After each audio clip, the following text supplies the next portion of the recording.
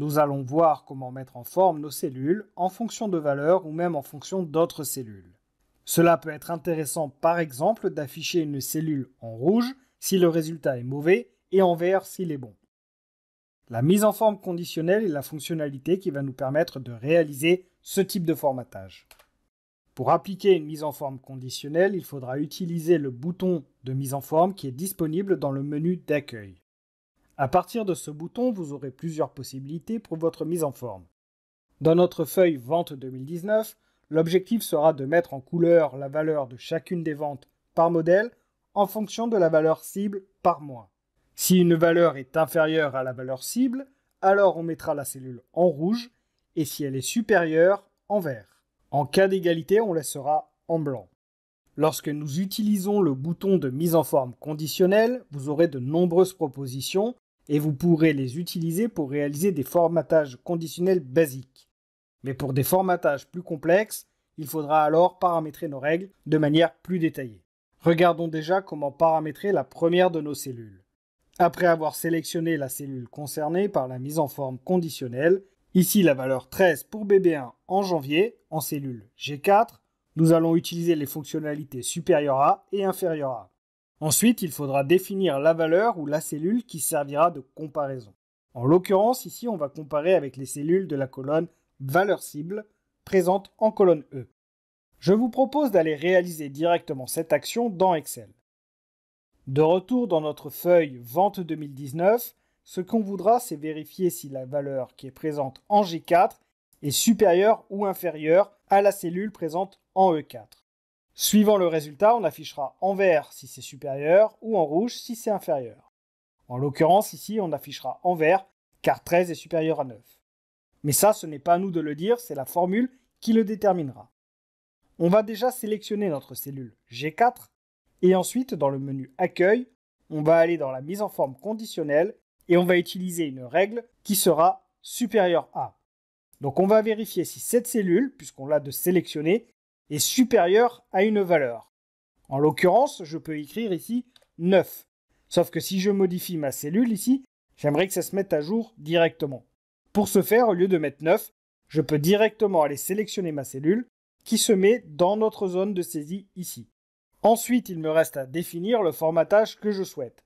En l'occurrence, si c'est supérieur, je ne le veux pas en rouge, je le veux plutôt en vert. Donc on va prendre ce formatage-là, remplissage vert avec texte vert enfoncé. Je clique sur OK et nous avons notre cellule qui est paramétrée. Le seul problème de cela, c'est que si maintenant j'ai une valeur qui est supérieure, si je mets 15 par exemple, vous voyez que notre cellule n'est pas basculée en rouge, parce que pour le moment, on n'a géré que le inférieur à la valeur cible par mois. Pour pouvoir réaliser la deuxième partie de la mise en forme conditionnelle, je vais revenir sur ma cellule, je vais réutiliser le bouton mise en forme conditionnelle et je vais sélectionner une règle inférieure à. Ici, je vais définir à nouveau que la cellule, c'est celle qui est en E4, donc je clique dedans, et ensuite je choisis le formatage qui est ici remplissage rouge. Je clique sur OK et nous avons nos deux mises en forme conditionnelles qui sont appliquées. Si maintenant je remodifie, je mets 9, vous voyez qu'il apparaît bien en vert. Et si je mets au-dessus, il apparaît en rouge. Et si la valeur est exacte, donc 13, ça reste en blanc. Je vais remettre 9 et on va rebasculer sur les slides pour voir comment appliquer cette règle sur tout notre tableau. Ce que nous avons réalisé a permis de mettre une mise en forme conditionnelle sur nos cellules. Cependant, dans notre cas, on a besoin de mettre en forme tout notre tableau. Il va nous falloir créer une règle un petit peu plus complexe et nous allons déjà supprimer les deux que nous avons créées. Pour ce faire, on va pouvoir aller dans la gestion des règles et sélectionner nos deux règles qu'on supprimera. Je vous propose déjà d'aller les supprimer avant de passer à la suite. Ce que nous allons faire, c'est supprimer nos règles et pour cela, on va aller directement dans Mise en forme conditionnelle, je vais aller dans Gérer les règles et on peut voir qu'ici, il n'y a rien qui apparaît.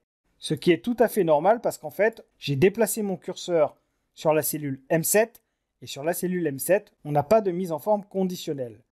Donc ce que je peux faire, c'est soit aller sélectionner ma cellule G4 et dans ce cas-là, on verra les deux règles qui sont appliquées ou alors je peux changer le filtre pour marquer que je veux toutes les mises en forme conditionnelles de cette feuille. Je mets donc cette option-là et je peux voir nos deux mises en forme conditionnelles. Il me reste à les supprimer, donc je sélectionne une des deux et je clique sur supprimer la règle. Je fais la même chose sur la deuxième et je clique sur Appliquer. Je clique sur OK et nous avons supprimé les deux règles qui étaient présentes sur notre cellule G4. Passons maintenant à la création des deux règles qui s'appliqueront sur tout le tableau. Nous pouvons passer à la création de la règle qui sera utilisée sur tout le tableau et nous procéderons par étapes. En premier, on va choisir de créer une règle sans utiliser les suggestions présentes dans la liste de départ de la mise en forme conditionnelle. On va sélectionner l'utilisation d'une formule pour déterminer pour quelle cellule le format sera appliqué. On écrira ensuite notre comparaison de cellules et on fera cette action pour la première cellule en haut à gauche du tableau, c'est-à-dire notre valeur 13. Je vous rappelle qu'il faudra comparer chacune des cellules avec la valeur cible par modèle. Donc il va falloir comparer chacune des cases du tableau avec cette cellule qui va se retrouver en colonne valeur cible par mois.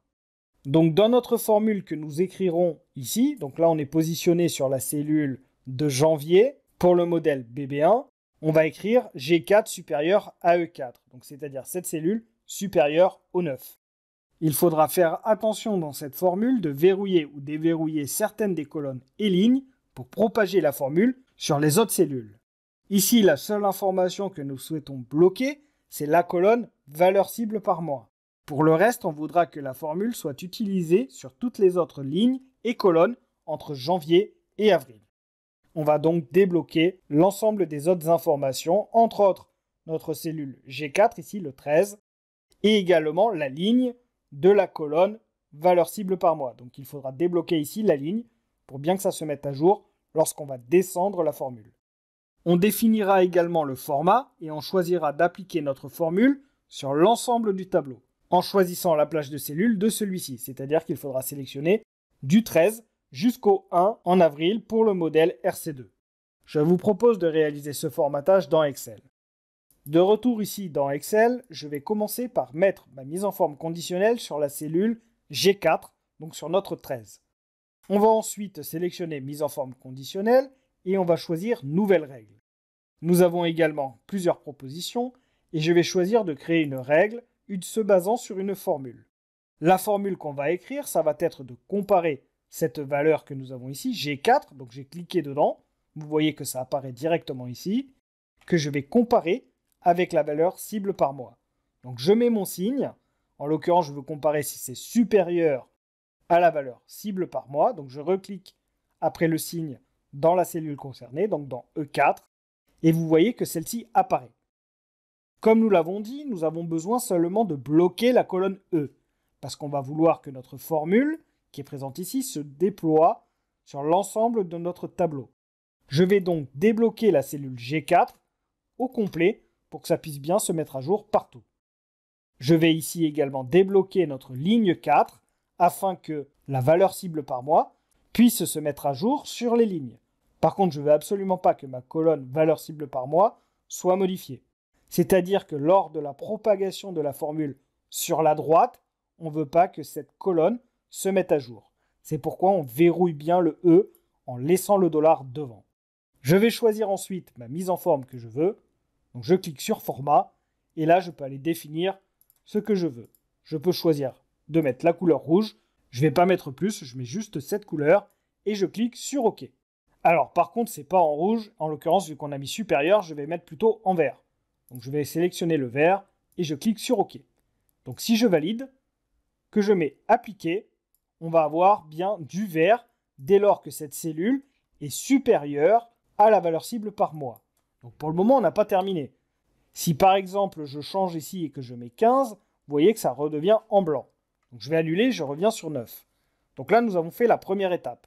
Maintenant, ce que je voudrais, c'est appliquer cette règle sur tout mon tableau. Pour ce faire, je vais retourner dans la mise en forme conditionnelle et je vais cliquer sur Gérer les règles. Ici, on retrouve notre règle que nous avons créée avec notre formule et on va pouvoir choisir d'appliquer la mise en forme conditionnelle sur tout notre tableau. Pour cela, on va utiliser le bouton qui est ici et on va sélectionner notre plage qui va être toute celle-là, donc c'est-à-dire tout notre tableau. J'appuie sur Entrée et ensuite j'applique la formule et vous voyez que le vert apparaît absolument partout dès lors que la cellule est supérieure à la valeur cible par mois. Nous pouvons passer à la suite dans la prochaine vidéo.